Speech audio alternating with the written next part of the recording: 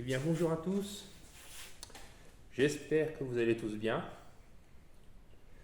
Donc dans cette vidéo, suite à la vidéo que j'ai faite dimanche dernier, je vais vous expliquer qu'est-ce qui m'est arrivé, euh, pourquoi je n'ai pas donné de nouvelles pendant ces plusieurs semaines, voire plusieurs mois même, c'est possible. Et du coup, ce qui est devenu la 205 et ce qu'il y a de caché sous la bâche.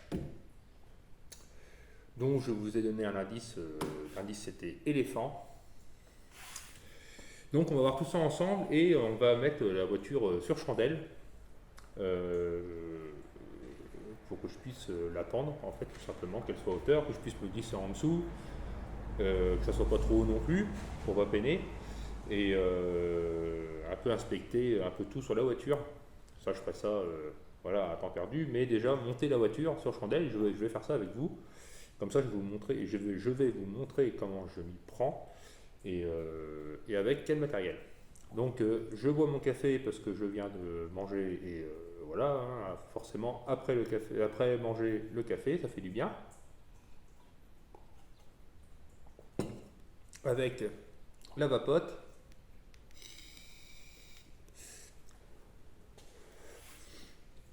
Enfin voilà. Donc, déjà en premier, il m'est arrivé un petit souci. C'est les mois qui ont passé. Alors, c'est pour ça que je n'ai pas donné de nouvelles. C'est parce que voilà, je me suis séparé d'avec ma femme, avec ma compagne donc. Donc, vous comprendrez que c'était un peu compliqué et du coup, ben, voilà, la maison est vendue. Donc, il a fallu que je reprenne mes affaires, que je les stocke, etc. En même temps, j'ai changé de travail également. Donc, ben, tout ça enchaîné, du coup, je n'avais pas trop une minute à moi. Et mais cependant, la mécanique m'a beaucoup aidé à faire face à tout ça. Et disons que c'était un petit peu ma thérapie. Et de me plonger dans la mécanique le soir m'a permis de penser à autre chose que ma séparation, disons. Donc voilà pourquoi, dans les grandes lignes, pourquoi j'ai pas fait de vidéo pendant ces plusieurs semaines, voire mois. Tout simplement pour ça. Là, ça va un petit peu mieux, ça va même mieux, hein, voilà. On va dire que tout est à peu près rangé. J'en ai profité comme derrière moi pour faire les étagères pour ranger tout mon outillage, comme vous voyez. Donc je vais me décaler, voilà. Donc ça aussi, ça fait du bien. Enfin voilà. Et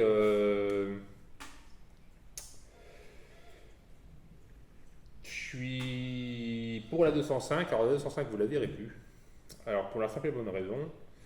Alors c'était convenu comme ça, hein. Au moment quand j'étais avec bah, mon ex, hein. Comme elle avait une 205 blanche et qu'elle était pourrie, donc je lui avais dit que faudrait trouver une caisse et même si le moteur est mort, et avec deux en fait en faire une, parce que pour nous celle qu'on avait le moteur était bon, mais je voulais vraiment le même modèle avec donc le même moulin qui allait dedans et enfin vraiment tout pareil. Et c'est ce qu'on a fait. Et on s'était dit voilà, que elle payait la voiture et moi je bah, payais tout le reste. C'est-à-dire elle payait la voiture à la carte grise et moi je payais tous les frais qu'il y avait à faire dessus, les pièces, etc. pour la remettre en route forcément. Cependant, ça restait quand même sa voiture. Donc elle l'a récupérée, mais la voiture, moi j'ai fini mon travail, donc je l'ai fini. Là, aller dans un petit garage, on va dire, notre petit garage où on allait des fois faire changer nos pneus, des trucs comme ça. Parce que il m'est arrivé un souci avec la 205, c'est-à-dire que la pompe à gasoil s'est mise à fuir.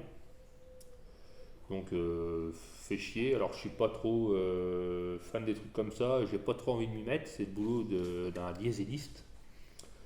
Donc voilà, il restait donc le réglage de phare, un parallélisme,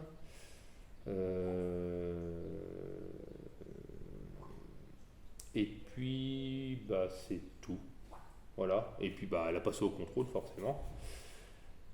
Enfin voilà, donc la 205 est finie, voilà, moi après j'ai fait mon travail maintenant, mis à part cette pompe à gasoil qui fuit, elle tourne très bien, euh, elle tient bien le ralenti, simplement voilà, quand elle ne démarre pas pendant une semaine, ben, elle se désamorce.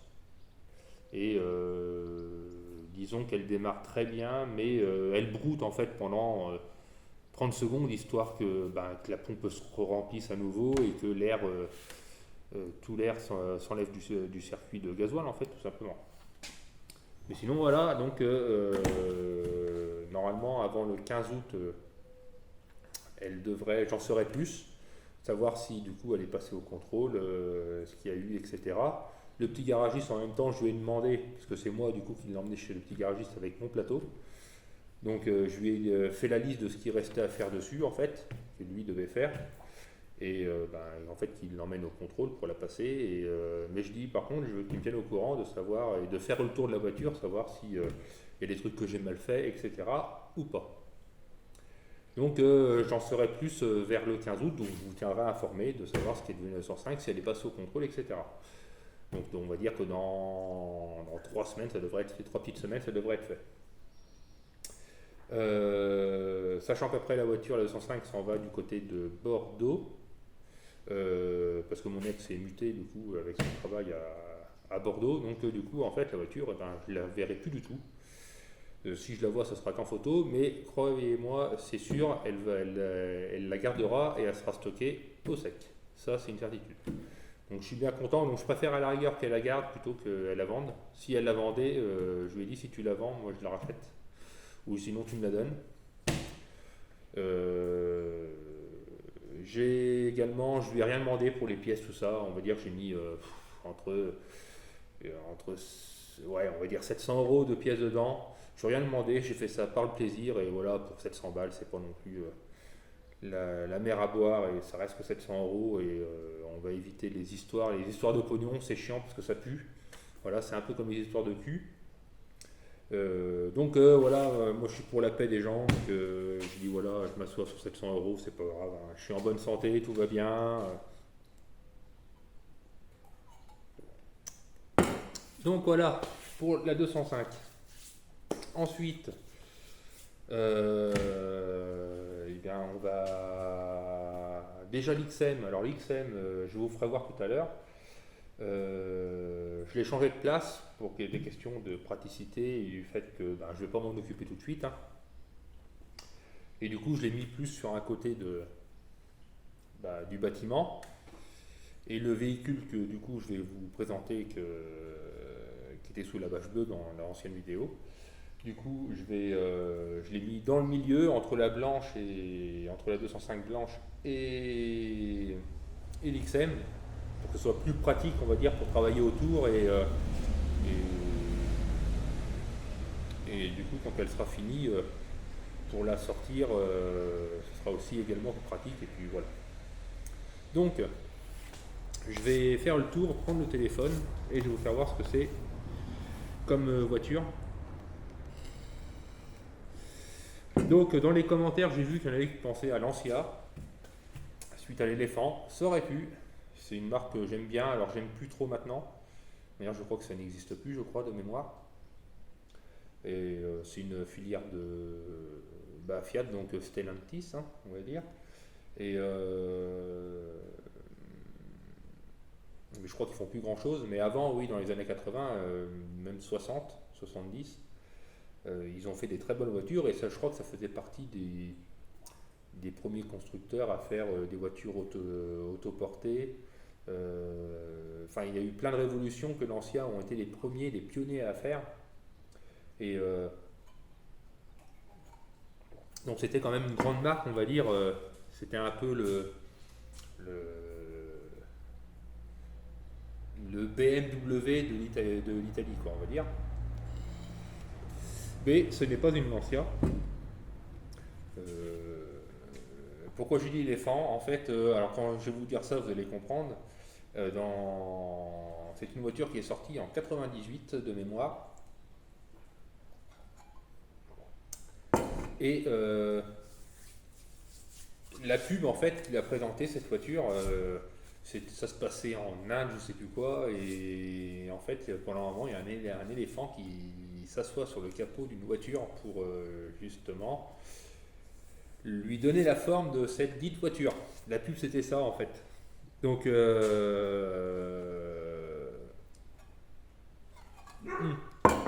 vous fais voir ça. Hop là.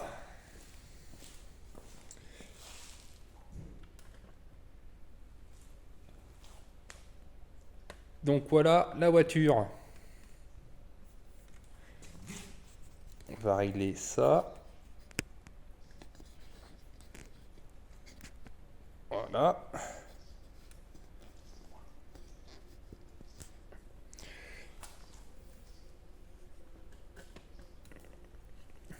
Donc c'est une 206.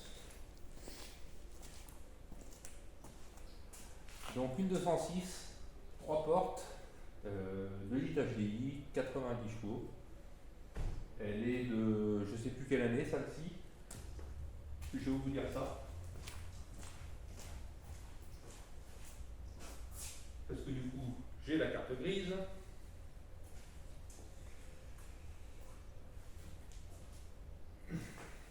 Alors celle-ci est de 2005. Donc c'est l'une des dernières parce que la 206 a été faite de 98 jusqu'en 2006. Donc c'est une des dernières à avoir été construite. C'est ce qui a donné suite donc du coup à la 205. Qui la 205 s'est arrêtée en 1998 en France et en 99 en Espagne. Et la 206 qui a pris le relais de la 205 et qui a dépassé les ventes de la 205 également. La 205, toutes versions confondues, on est sur du 5 millions d'exemplaires à peu près. Et la 206, qui a été produite de 98 jusqu'en 2006, c'est autour des 6 millions. Voilà. Et c'est la voiture française la plus vendue encore dans l'histoire. Donc je rappelle que la voiture française avant la 206, c'était la 4L qui a été vendue à 8 millions d'exemplaires mais qui a été produite sur 30 ans. Là, on est sur du 6 millions d'exemplaires à peu près et sur 8 ans. Voilà. Donc elle est propre dans l'ensemble. Une petite cabosse sur l'aile, comme vous voyez là peut-être.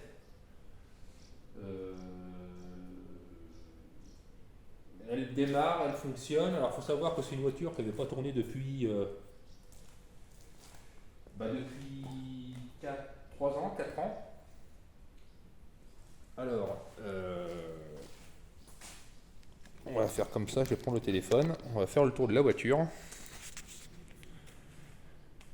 Clac.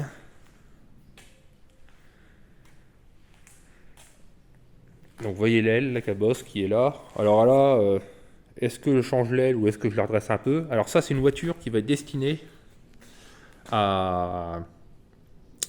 En fait, j'ai été missionné pour la remettre en route, surtout la réparer, parce qu'elle a 3 soucis majeurs. Et cette voiture va servir pour... en fait, c'est une femme qui est séparée, après ça c'est cette histoire, bref, et que je connais depuis... je connaissais son mari également. Et donc c'est des gens que je connais depuis plus de 10 ans. Et ils avaient cette voiture-là. Et en fait, elle s'est acheté un Nissan Juke pour remplacer celle-ci qui était en panne. Et moi, je lui avais dit, elle voulait la vendre à un petit prix. Et moi, je lui avais dit qu'il fallait qu'elle la garde parce que ses enfants, quand ils seront grands, parce que c'est 2 gars en plus. Et quand ils passeront le permis, comme première voiture, une 206, pour un jeune permis, c'est très bien pour commencer. Et du coup, forcément, elle était stockée dehors, dont tout le verre qui est stocké partout, voilà. Et donc du coup, voilà, je suis missionné pour la réparer, la remettre en route, qu'elle passe au contrôle, et ça servira pour son enfant plus grand qui va avoir 17 ans cette année, et qui va commencer les leçons de permis, et quand il aura 18 ans, il aura donc ça comme voiture pour se faire la main, ça ira très bien, surtout que voilà, hein, au bout de 15 jours, il va faire 3 tonneaux avec ou quoi, donc c'est pas c'est une remise en route, une réparation, mais je vais pas en faire une voiture état concours, on va dire. C'est pas le but. Hein, on connaît tous ces jeunes conducteurs. Donc, mais dans l'ensemble, elle est plutôt propre. Bon, le siège, là, il est baissé à fond, hein, vous inquiétez pas, il fonctionne. Là, il y a un truc qui a été renversé sous le siège, donc voilà, il y a un gros nettoyage à faire. Alors, c'est une voiture qui a été entretenue malgré tout, hein, j'ai pas mal de factures avec. J'ai demandé le dossier de facture avec la voiture pour justement savoir ce qui avait été fait dessus, etc. Clac. Donc avec les airbags dans les sièges, elle est quand même pas mal optionnée. Celle-ci, je crois qu'elle a la clim. Oui, elle a la clim, celle-là. Donc clim manuelle, hein, forcément, mais tout fonctionne. Voilà. C'est une voiture que du coup j'ai redémarré du coup chez la personne. Je vais emmener ce qu'il fallait pour la redémarrer. J'ai checké un peu la distribution et à faire, mais je vous expliquerai après ce qu'il y a à faire dessus. Les 4 pneus sont bons, mais je pense qu'ils ont un plat. Donc les 4 pneus sont bons à changer. En fait, c'est dommage parce que ils sont, comme vous voyez, ils sont pas tout neufs. Hein. Cela date de 2021, donc ils ont 3 ans. Mais je pense qu'ils doivent avoir un plat parce que en fait la voiture était stockée dehors et quand j'ai démarré la voiture, les pneus étant enfoncés, on va dire à moitié dans la terre. Donc je pense qu'ils doivent avoir un plat. Donc les 4 pneus étaient bons, mais et pas vieux, mais bon, je pense qu'ils sont morts. Là, le phare qui est fendu, voilà, ici. Donc la baguette, là, voilà, ça c'est à recoller, bon c'est des clips, hein. Rien de méchant. Donc elle possède l'attelage. L'antibrouillard arrière qui est cassé, qui tient plus, donc ça il faudrait que j'en retrouve un. Voilà. Ça, c'est un peu con leur truc là, d'avoir mis la bout de l'attelage en face le feu anti-brouillard, parce que alors ça c'est sûr et certain ce qui l'a cassé, c'est une remorque qu'on veut atteler, qu'on va trop loin et bam, hop là. Ça c'est une certitude. Donc voilà, j'ai le feu là à changer. Celui-là aussi, il est mort. Hein. Voilà, c'est fissuré. Donc il y aura beaucoup de nettoyage surtout, voilà, hein, comme vous pouvez voir, là c'est noir. Hein. Donc pour dire qu'elle était stockée, elle était stockée pas sous un arbre, enfin à côté d'un arbre, et je pense que voilà, avec le vent, il y a pas mal de mer qui s'est posée sous le toit, et il y a un peu de verre, enfin voilà. Mais ça se rattrape. Je pense même que j'y mettrai un petit coup de polish, on va dire, pour raviver un peu la peinture, que même si voilà, elle a ces petits nions comme ça c'est un coup de portière, ça je pense, voilà, 2-3 rayures, mais faire une belle voiture, qu'elle soit jolie, mais pas non plus. On va pas en faire des caisses. Le cockpit, donc voilà, qui est là.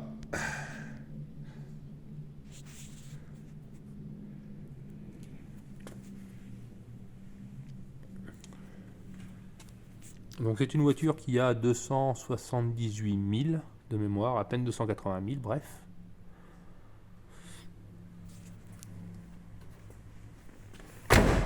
On va ouvrir le coffre.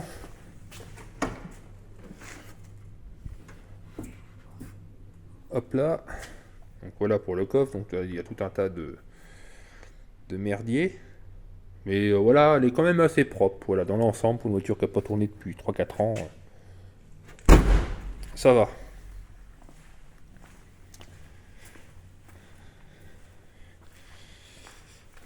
Donc, on va ouvrir le capot.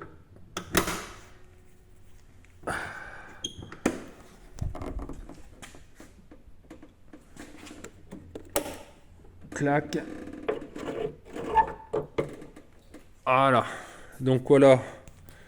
Le fameux 2 litres HDI 90 chevaux qui est réputé de manière. Il a fait toute sa réputation, il est increvable. Donc c'est une voiture qui fonctionne et enfin qui démarre et qui roule. Hein. Le souci n'est pas là. Je vais vous mettre comme ça. Clac. Et on va la démarrer.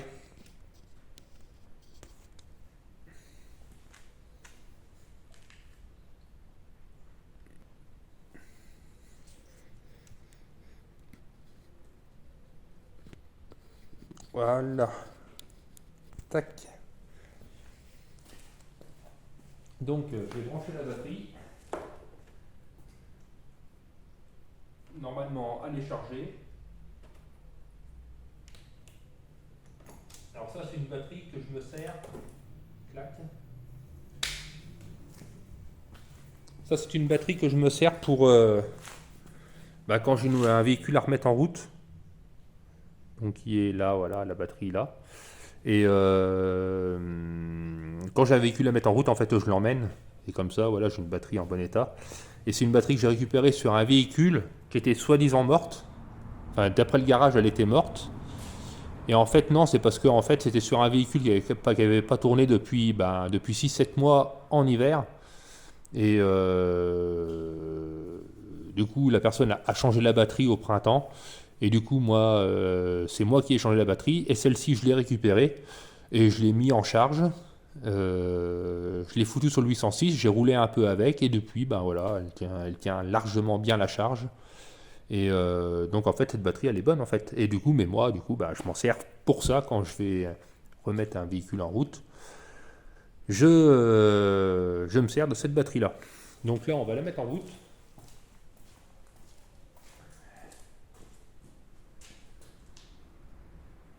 Hop là. Ça klaxonne.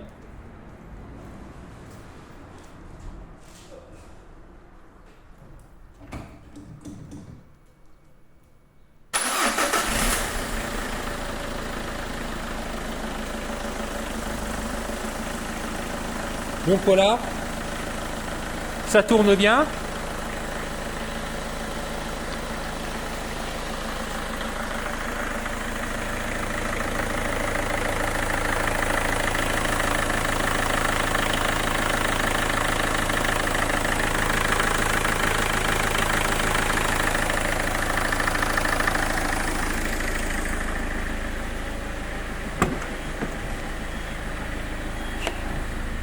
Clac, donc on a forcément un voyant moteur d'allumé. Comme vous voyez, le kilométrage elle a 278 834. Donc elle marche bien en fait cette voiture.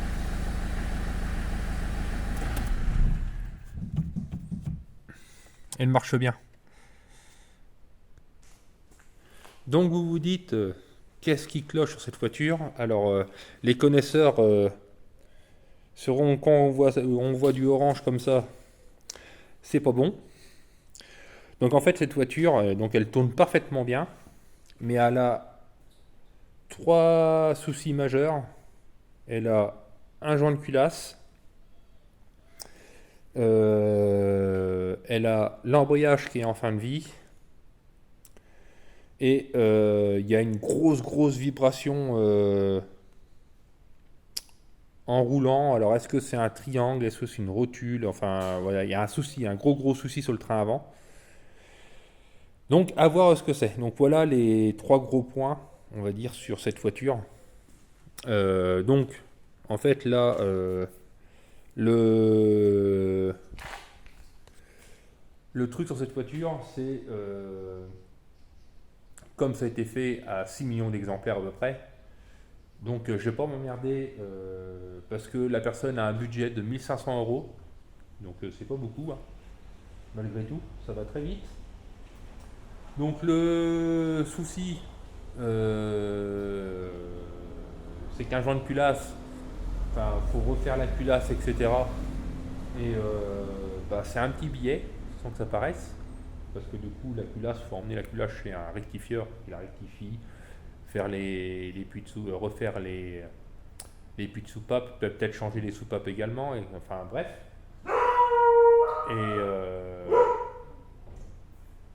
Et puis, voilà. Donc, le but de la manœuvre, ça serait de trouver un moteur d'occasion et de le mettre dedans.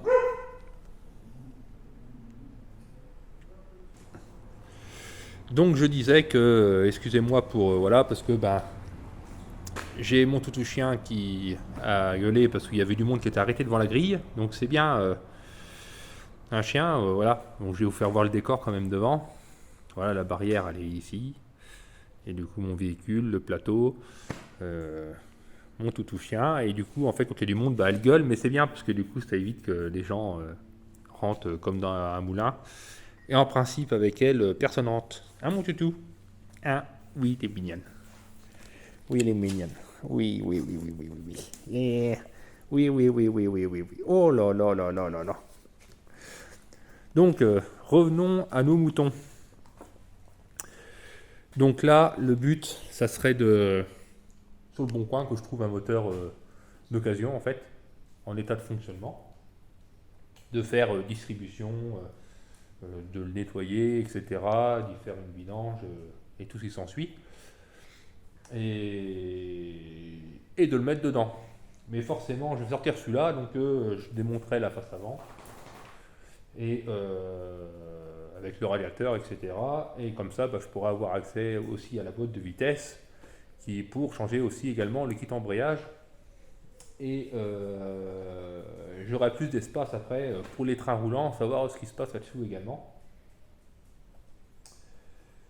Et faut vous dire que j'ai trouvé la panne de pourquoi elle a fait un joint de culasse. Quand je l'ai remis en route donc chez cette dame, donc je l'ai redémarré et avec mon thermomètre laser là, ce truc là,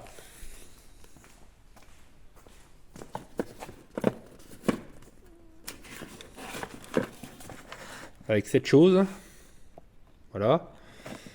Donc c'est un truc qui prend la température en fait sur la fonte comme ça pour surveiller. Donc je l'ai remis en route, donc après avoir forcément vérifié la distribution qui était craquelée, légèrement craquelée, mais voilà, pour faire une remise en route ça va. Et j'ai un peu checké, on va dire, la température sur le moteur, radiateur, etc. Donc l'eau circule bien, il n'y a pas de souci, sauf que je suis monté à 105 degrés et je n'ai aucun ventilo qui s'est déclenché. Donc en fait, la panne, ça se trouve, alors c'est soit le ventilo qui est mort, j'en doute, ça pourrait être possible, mais j'en doute. Je penserais à une sonde de température qui fonctionne plus en fait, donc du coup ce qui fait que le ventilateur ne s'est pas mis en route, et le moteur a chauffé et le joint de culasse a sauté. Voilà. Donc je penserais plutôt que ça serait un truc comme ça. Du pourquoi elle a fait un joint de culasse. Donc je sais que déjà qu'il y a une panne sur ça, c'est le ventilateur de refroidissement qui ne fonctionne pas, donc il va falloir que je cherche ça également. Donc c'est pour ça que je veux enlever toute la face avant pour avoir le radiateur et avoir accès du coup au ventilateur, le tester, etc. Et comme ça je peux tout sortir l'ensemble, la boîte de vitesse, machin, et puis voilà, faire l'embrayage. Il y a également, je pense, les supports moteurs qui sont out, ils sont morts de chez mort parce que le moteur vibre beaucoup, beaucoup trop. Ça se ressent, on va dire, dans l'habitacle également. Donc je pense que les supports moteurs sont morts. Et puis, voilà, on va dire les 4 pneus, voilà, et puis tout vérifier, quoi, les freins, etc. Pour que ce soit nickel, sûr et sans encombre, pour qu'elle passe au contrôle et que son gamin, quand il aura le permis, voilà, faut espérer que dans 1 an et demi de là, il ait son permis. et ben, qu'ils puissent avoir le véhicule, un petit véhicule comme ça pour un jeune permis, c'est très bien.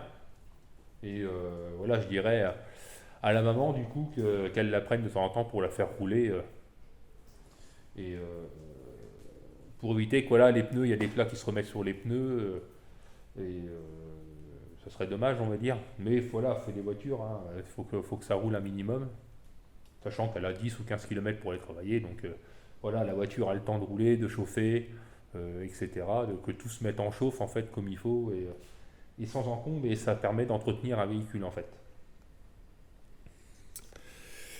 Donc voilà pour cette voiture qui est ben voilà qui est propre dans l'ensemble. Donc voilà, avec les deux l'une à côté de l'autre, voilà.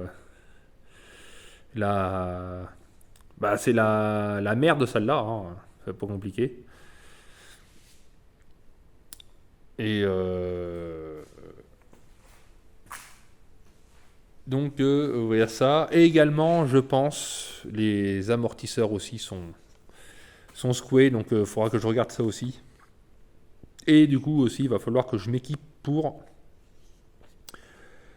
changer les ressorts d'amortisseurs et les amortisseurs d'une voiture. Donc je vais m'équiper pour ça. Voilà, ça me servira à l'avenir. Pour l'XM, alors j'ai une ce matin, parce que j'ai bougé en fait la 206 du coup, elle était ici et l'XM était là. Donc j'ai changé les deux voitures de place. Et sur l'XM, j'avais une route crevée. Alors parce que il y avait un pneu, il était mort de chez mort en fait. Le soleil devait taper dessus et puis du coup, hein, voilà, 15 ans sans rouler, immobilisé sous un abri, mais pas l'abri du soleil, mais enfin pas direct on va dire. Du coup, il y a un pneu qui a morflé et du coup, on le gonfle. Un quart d'heure après, il est redevenu à plat. Donc, j'ai voulu mettre la roue de secours et à ma grande surprise, donc je vais vous faire voir ça. J'étais très très étonné.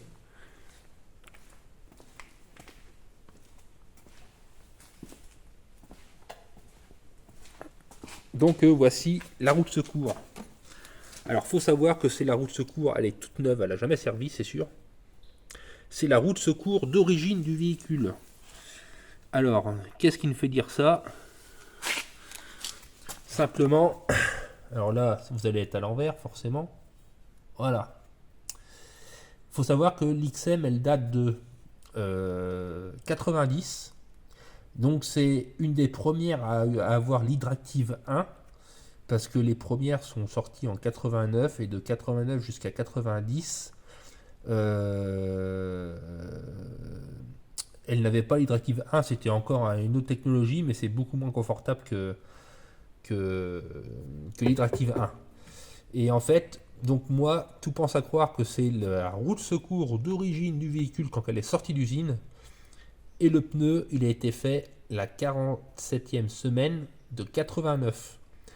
Faut savoir que là, c'est du... Normalement, ces pneus-là, c'est du 195-65 R15. Et là, la roue de secours, c'est du 175-70 R15. Et en fait, c'est marqué ici. Il y a un papier, alors vous n'allez pas voir. C'est le papier d'origine hein, qui était sur la roue, en fait, quand j'ai enlevé la roue là, du panier. Et c'est marqué dessus que ça soit monté à l'avant ou à l'arrière, c'est à gonfler à 3 bars et pas plus de 160 km/h. Alors ça m'a bien fait rire. Et donc en fait, c'est un peu la grand-mère des galettes, des roues de secours qu'il y a dans les voitures. C'est un peu c'est un peu une galette on va dire, même si c'est vrai, c'est une vraie roue de secours. C'est un peu une galette parce que du coup elle est beaucoup moins large que les roues d'origine. Là, on est vraiment sur une roue de secours type galette, en fait.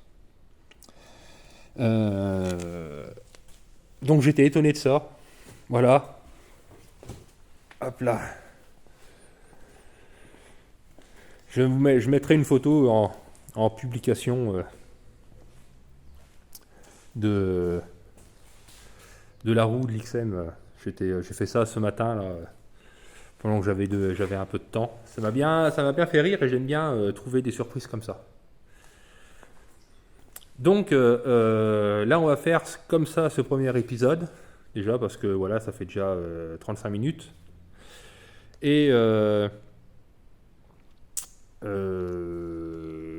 donc on va faire un deuxième épisode sur ces 206 et je vous montrerai comment je fais pour monter une voiture sur chandelle. Les chandelles qui sont là, ici. Remarquez que la 205 est aussi également sur les roues. Alors les pneus devant sont plus gros parce que j'ai récupéré un train arrière de ZX. Oui, non. Si de ZX. Et c'est des pneus de ZX en fait que j'ai monté sur 205 parce que je voulais pas mettre les pneus. J'ai des pneus de 205 qui sont là, ici. Et en fait ceux-là ils ont un an et demi. Et c'est des Kléber 4 saisons. Et je veux les garder, on va dire, et j'ai pas envie de les foutre. Et la 205, je sais pas ce que je vais en foutre. Est-ce que je la garde pour les pièces si je veux en refaire une? Ça peut toujours servir. Ou est-ce que je la garde pas et je prends juste ce qui m'intéresse et je la fous sur le plateau et je l'emmène à la casse en destruction et comme ça, carte grise destruction, on n'en parle plus. Donc voilà pourquoi les pneus sont plus gros que ceux à l'arrière, du coup. Et du coup, ça m'a permis de récupérer encore 4 chandelles. Donc du coup, là, j'ai 8 chandelles à disposition. Comme ça, je vais pouvoir monter l'XM et la 206 sur chandelle, en fait. L'XM, j'aurais bien la monter sur chandelle parce que, voilà... elle est vraiment clouée au sol pour le coup et je voudrais voir comment c'est fait en dessous. Là j'ai changé la roue de secours, non sans mal, hein, disons. Mais je voudrais bien, voilà, à temps perdu, commencer à regarder un petit peu en dessous aussi sur elle, voir comment c'est fait. J'ai pas trop d'inquiétude normalement, mais bon, on sait jamais. Donc sur ce jeune gens, sur ces belles images, on va se mettre à l'entrée pour vous vous rendre compte comment c'est grand. Voilà. Donc là, c'est en principe, c'est là où je mange. Hein. Voilà, j'ai mon petit frigo. Là, je mange ici. Voilà, la chaîne, elle a son panier, ses gamelles d'eau, croquettes, etc. Et voilà, c'est là que je me fais ma popote quand je reste là, comme je reste là la journée. Je me fais ma popote ici. J'ai mon frigo pour mettre ma bouffe au frais. Et j'ai toujours 2-3 trucs à manger dans le frigo. Je suis à 1 km du premier magasin, donc ça va. Hein. Donc vous voyez hein, comment c'est grand. Notez voilà, les étagères que j'ai fait pour ranger tout mon barda. Et puis en même temps, comme j'ai déménagé, donc j'ai tout ramené mes effets personnels en fait, qui n'ont rien à voir avec la mécanique ici, donc, dont mes affaires de pêche, etc. Mon Karcher, enfin voilà. Hein. Et je me suis fait du coup un établi là, parce que j'en avais marre d'être courbé. Et du coup, je me suis fait un établi pour pouvoir bosser tranquillement. Là, je pense que je vais m'équiper d'un étau. De manière, je vais en avoir besoin, c'est sûr. Et pour le mettre dessus, et à l'avenir, je vais peut-être me faire une étagère en dessous pour pouvoir ranger des trucs également. Soit ça, ou soit je le mets sur roulette, mais ça me fait chier de le mettre sur roulette. Mais sinon, il faut voilà, faire des étagères en dessous pour pouvoir mettre des trucs en dessous également. Et je le trouve bien disposé ici. Prend pas trop de place, je suis pas loin de mes outils, je peux bricoler voilà, à côté des voitures, voilà, je peux sortir la chèvre qui est là, je peux la sortir sans encombre, donc je trouve qu'il a bien sa place ici. Et ça me reste pas mal de place pour mettre encore un véhicule ou que si j'ai quelqu'un, une révision à faire ou quoi, je sais que je peux le mettre là, je peux le faire là à l'abri, il n'y a pas de problème. C'est l'avantage d'avoir un grand hangar, c'est que même s'il flotte et c'est pas une mince affaire cette année, hein, je pense que c'est partout pareil, du coup voilà, le contexte est pas mal. Et c'est tellement paisible. Voilà.